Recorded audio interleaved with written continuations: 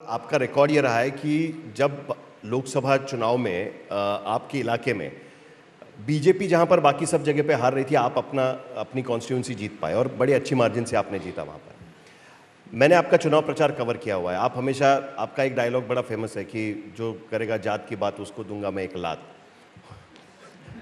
दूसरा आपका ये हमेशा रहा है कि आपने कहा है कि मैं अपने काम पर जीतूंगा, मैं अपने काम के बारे में बात करूंगा, बाकी सारी बातें नहीं करूंगा। ये तो आपका चुनावी मॉडल हो गया। लेकिन आज की स्थिति में हम जो चुनाव मॉडल देख रहे हैं वो इस तरीके से देख रहे हैं कि पैसे बांटो और चुनाव जीतो, सरकारी तिजोरी से पैसे डालो और चुनाव जीतो। आप फ्रीबीज के हमेशा खिलाफ रहे हैं। आप इसको किस तरीके से देखते हैं? क्योंकि अभी तो ये चेंज शुरू हो गया है। कोई भी राज्य का चुनाव आएगा, आपको दिखाई देगा कि फ्रीबीज बांटा जाएगा। अभी तो हमने देखा कि अरविंद केजरीवाल, उन्होंने भी घोषणा कर दी कि 1000 रुपये महिलाओं को देंगे। एक नया मॉडल डेवलप हुआ है मध्य प्रदेश के बाद। तो इसको आप किस तरीके से देखते हैं? कभी आपको नहीं लगा कि इस तरीके की घोषणाएं करनी चाहिए, आसान होगा चुनाव जीतना? देखिए, पहली बात तो ऐसी है कि कोई भी लोकतांत्रिक कल्याणकारी राज्यों में हम जनता का बेनिफिट, इकोनॉमी डेवलप करें, ग्रोथ रेट को बढ़ाएं, एग्रीकल्चर रेट बढ़ाएं, विकास दर बढ़ाएं, हम लोगों को अच्छी फैसिलिटी दें, हम अच्छे मार्केट्स बनाएं, अच्छे रोड बनाएं, अच्छे एयरपोर्ट बनाएं, अच्छे रेलवे स्टेशन बनाएं, ताकि उनका लाइफ सस्टेनेबल हो, हम देश को इकोनॉमिकली स्ट्रांग बनाएं। और जब ये सब करते तो उसका अल्टीमेट फ़ायदा देश के लोगों को मिलता ही है।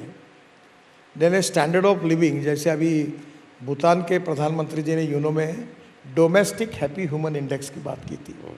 तो actually domestic happy human index ने क्या है कि सबके बच्चों को अच्छी स्कूल मिलनी चाहिए, गांव में रोड होना चाहिए, 24 घंटे बिजली मिलनी चाहिए, शुद्ध स्वच्छ पानी मिलना चाहिए, गैस और बाकी पेट्रोल डीजल जो फ्यूल की कीमतें रिजनेबल होनी चाहिए।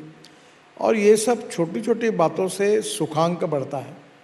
तो अल्टीमेटली हम लोकतंत्र में आए हैं, वो लोगों का भला करने के लिए आए हैं। पर अब स्वाभाविक रूप से क्या होता है कि एक पार्टी ये पॉलिटिक्स शुरू कर देती है, ये बांटो वो बांटो, फिर दूसरी करती, फिर तीसरी करती। तो प्रॉब्लम क्या होता है कि सभी कर देते हैं। अब ये सबने मिलकर सोचना होगा कि भाई हम काम पे ऊपर जनता के हितों की रक्षा करके हम चुनाव जीते, कि हम घर बैठे उनको पैसे मनी ऑर्डर भेजते जाएंगे और उसके आधार पर जीते। ये जो आज बेनिफिट सब दे रहे हैं, क्योंकि देना पड़ रहा है, क्योंकि लोगों की अपेक्षा बढ़ रही है। इसमें दो इम्पॉर्टेंट चीज़ें हैं।